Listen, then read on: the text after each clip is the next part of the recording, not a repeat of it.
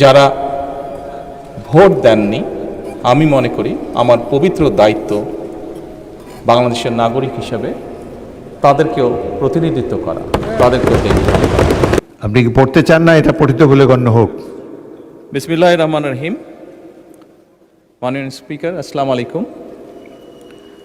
প্রথমে আমি আল্লাহ রাব্বুল আলামিনের শুকরিয়া আদায় করছি আজকের এই পবিত্র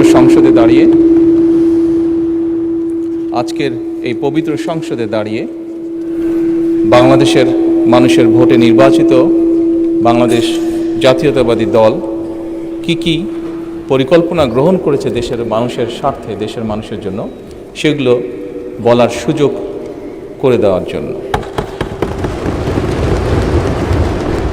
একই সাথে আমি আন্তরিকভাবে ধন্যবাদ জানাতে চাই ঢাকা 17 আসনের যে সকল ভোটারবৃন্দ আমাকে নির্বাচিত করে এই আসনে প্রতিনিধিত্ব করার জন্য জাতীয় সংসদে পাঠিয়েছেন।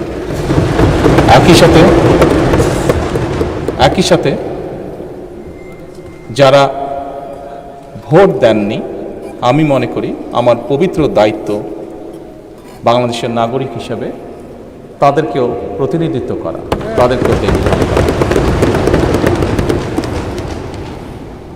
মাননীয় স্পিকার, সরকারের নির্বাচন ইশতেহারে ঘোষিত কার্যক্রমসমূহ বাস্তবায়নের জন্য সকল মন্ত্রণালয় বিভাগ আগামী 180 দিন, আগামী অর্থ বছর এবং আগামী 5 বছরের কর্মপরিকল্পনা প্রণয়নের জন্য এরই ভিতরে বিভিন্ন প্রকার উদ্যোগ গ্রহণ করেছে।